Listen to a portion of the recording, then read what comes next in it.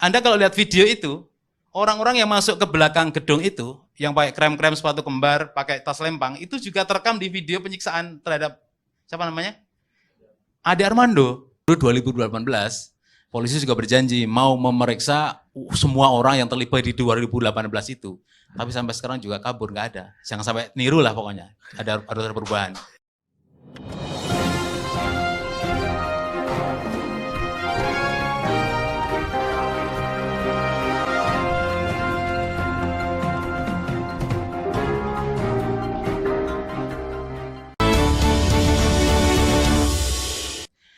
Pagi-pagi itu sudah banyak yang lapor video itu.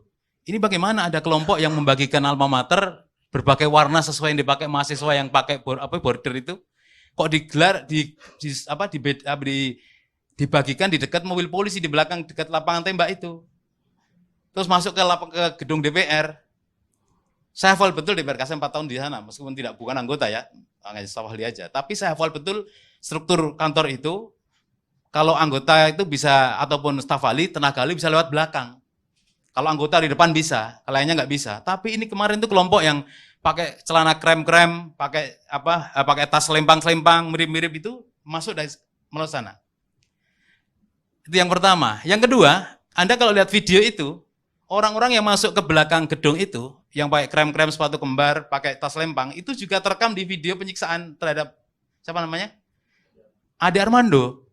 Saya tidak justifikasi ya itu kelompok mana, karena ini kan penyusup ini, bukan mahasiswa ini. Pasti karena umurnya udah agak tua-tua. Tapi kalau Anda lihat sekilas, itu ada kemiripan. Celananya kembar-kembar, sepatunya kembar-kembar, tasnya kembar-kembar. Ada yang krem, rambutnya pirang gondrong. Saya teringat kok sering muncul di acara TV, sebuah stasiun TV swasta, yang gondrong-gondrong pirang itu. Itulah yang menyopot celananya Ade Armando. Terlihat sekali tuh mencopot sepatu, 2 sepatu, celana Ade Armando dicopot. Yang saya tanyakan adalah, Ade Armando membawa dompet sama handphone apa tidak? Ini sampai sekarang nggak terekam. Karena seorang Ade Armando, mohon maaf sekali, itu kawan saya sebenarnya. Beberapa ujian tesis saya diundang di UI untuk untuk diundang saja, ketemu Ade Armando juga. Armando itu kan orang-orang berpendidikan, kok bisa tuh terjun ke situ Pak Karni?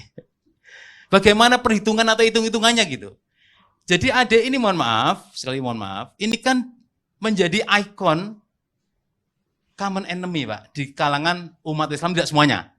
Karena perilaku selama ini, istilahnya membuat sebagian umat Islam itu jengkel, karena konten-konten media sosialnya, atau cuit-cuitannya itu, hanya menyinggung kelompok-kelompok umat Islam. Oleh karena itu, apapun kata Ade Armando, sebagian besar adalah membuat umat Islam itu jengkel.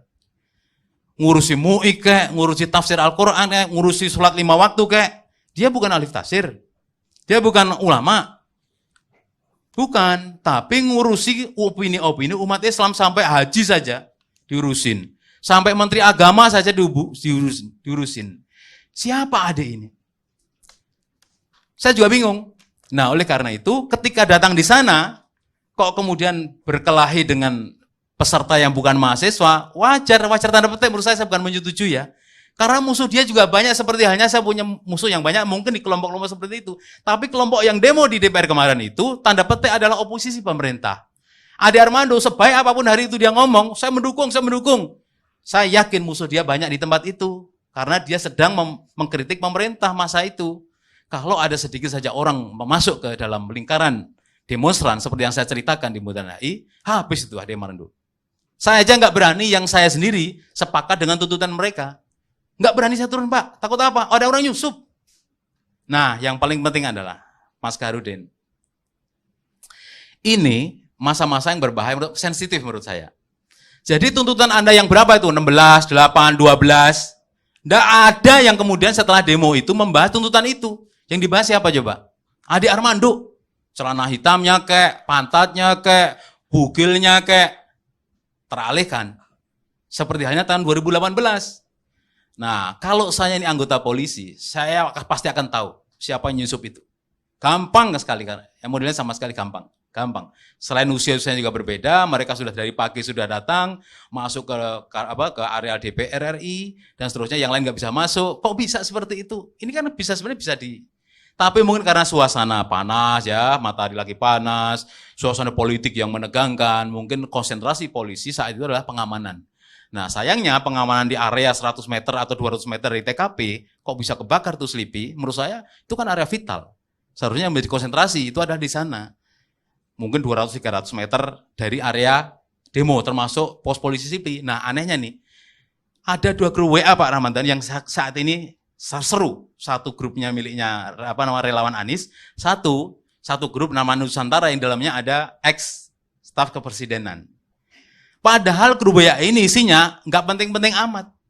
Isinya cuma ngomong, tuh loh di depan DPR ada Ade Armando, tapi posisi Ade Armando nggak dijelaskan secara detail. Padahal panjangnya jalan di depan DPR itu hampir 500 meter antara Pulau 2 restoran sampai jembatan Slipi, hampir 500 meter. Mana mungkin bisa menemukan Ade Armando melalui grup WA itu.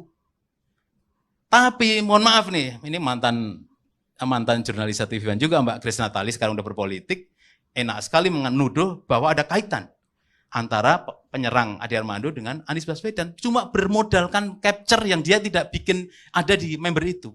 Cuma informasi siapa, saya nggak tahu dari mana. Yang lebih parah lagi adalah, setelah Ade Armando masuk rumah sakit, pengunjung-pengunjung yang istimewa, ada guest star atau special guest. Mulai dari, mohon maaf, kalau Pak Fadil oke lah, beliau bertanggung jawab dari keamanan. Tapi ada anggota Watim Pres Pak, Bu Putri Wardani. Kalau hanya menjenguk, oke. Ini diupload di akun resmi Watim Pres. Resmi. Setelah dibully sekian banyak orang warganet, dihapus. Bukan soal dihapusnya. Ini soal marwah Watim Pres ini loh. Ngurusin CKRMS begini. Silahkan menjenguk tapi nggak usah pakai lembaga. Nah, seperti itu. Nah, mohon maaf, ini bukan soal undang-undang, bukan soal aturan, bukan soal regulasi. Ini soal hati nurani. Bukan soal hati nurani. Sekarang adik-adik ini lagi memperjuangkan nasib rakyat. Saya yakin di luar itu banyak yang mengincar, menunggangi mereka, ingin memanfaatkan demonstrasi itu. Dari mana saja, saya yakin ada itu. Cuma yang tahu hanya polisi, karena kalau saya nggak punya infrastrukturnya. Kalau polisi punya alat canggih-canggih dari luar negeri, bisa ngedeteksi wajah saja dengan face recognition itu, dari sisi kiri langsung ketahuan kok namanya ini, ini pelakunya, langsung ketahuan kurang berapa, nggak sampai 1 jam ketahuan itu. Pelakunya yang menghajar, tapi yang pirang-pirang nggak ketahuan Pak, yang nyopot celana, yang nyopot sepatu, yang menyeret, nggak ketahuan, yang ketahuannya menghajar saja. Karena wajahnya nggak pakai masker. Yang pakai topi, yang gondrong, nggak ketutupan wajah-wajahnya nggak kelihatan. Padahal itulah yang menurut saya, dia juga yang berkontribusi, dia juga yang menyelamatkan, dia juga yang menggeser dari tempat TKP. Jadi menurut saya ini identifikasikan, menurut saya kalau polisi mampu, cuman ya nggak tahu persoalannya di mana. Nanti barangkali Pak Ramadan bisa menjawab Pak Karni. Perlu jawab. Pak Karni mau menanggapi sebentar. Ya, saya sebentar lagi mau kasih Anda. Nggak perlu dijawab sebetulnya oleh Pak Jenderal Ahmad Ramadan, karena memang lagi diselidiki oleh polisi siapa itu yang terlibat. Karena dulu 2018 polisi juga berjanji mau memeriksa semua orang yang terlibat di 2018 itu, tapi sampai sekarang juga kabur, nggak ada. Jangan sampai niru lah pokoknya. Ada perubahan.